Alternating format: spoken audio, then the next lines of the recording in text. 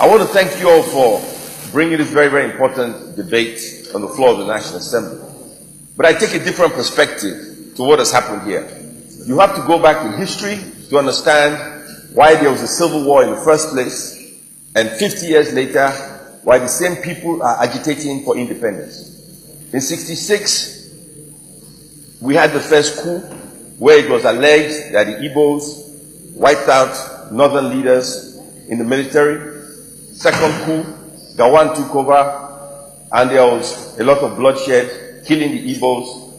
Igbos were killed in the north. They moved back to eastern Nigeria. Ojukwu became head of state, declared a nation called Biafra. The war started. We fought for 3 years.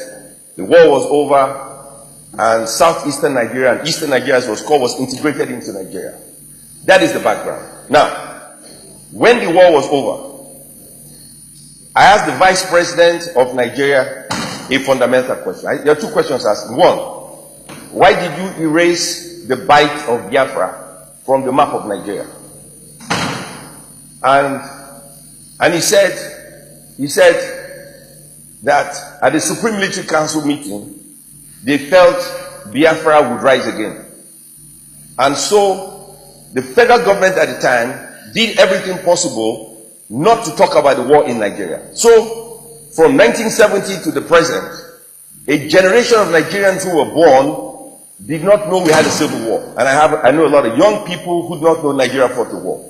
This policy of being an ostrich and not addressing issues is counterproductive. If you lived in America, you know you had the Vietnam War, which happened at the same time as the Nigerian Civil War. You had the Korean War, you had the First World War, you had the Second World War. You have all kinds of wars. And they talk about it all the time. If you watch the Discovery Channel, you can see all the wars in the world. And the reason they televise these wars is so that you can learn from the mistakes of others, so that you do not become a fool and make the same mistakes and fight again. And so here we are 50 years later, talking about something that could have been avoided if the federal government at the time understood the value of history. So one, we erased the Civil War from our consciousness. So a generation of people do not know we fought the war or why we fought the war. They say the Igbos were marginalized, right? They fought the war, they lost. Today, they are the most industrious people in the country today. They are the richest Nigerians in the country today. One of the most educated people in Nigeria today. Yet, they feel marginalized. If you compare the Igbo man to the other sections of the society, you would say the Igbos are very privileged because of what they have. Yet, a generation of Igbos say they are marginalized and they want to secede and they want a nation. Well, yes, a young generation of people who have never seen bloodshed, war, destruction, people being killed, amputated, families being divided, sure they can think like that. But what have we done as a nation to educate them about the destruction of war? Absolutely nothing. We do not teach this in our history books. We do not tell our children what war is all about. It's easy to talk about war. How many people have carried a gun, an AK-47, a machine gun, a machete? How many people have carried a gun? How many people have used a gun? How many people have fired a shot? How many people? Those who talk about war, those who talk about bloodshed, those who talk about confusion, have never carried a gun. So how do they know how people die? Have they seen blood?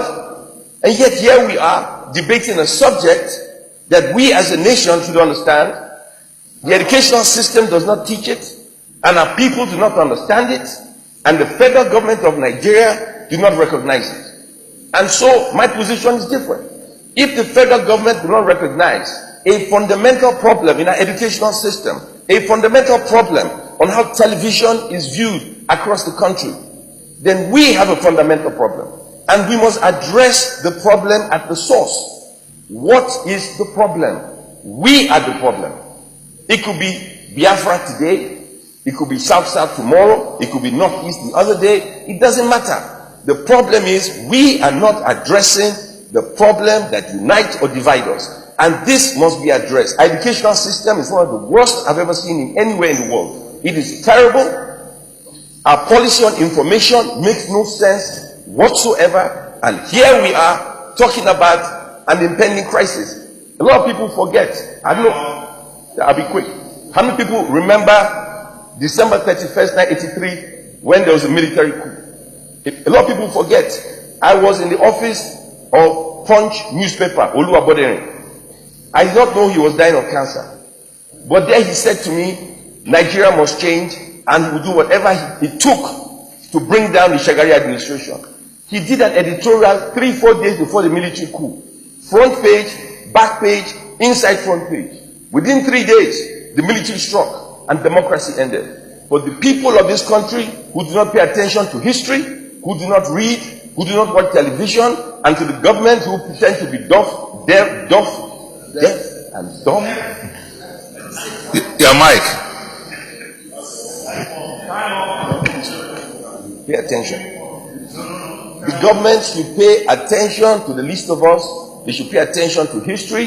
There is a way out, but to pretend, and when you erase Bite of Biafra from the map, nobody has a right to erase a name, Bite of Biafra, from the map. If it's Bite of Biafra, put it back on the map. You have no right to take Bite of Biafra off the map. Put it back on the map, and let's fix our problem. Thank you, Mr. President. Thank you. Sir Nala. Thank you very much, Mr. President, and my distinguished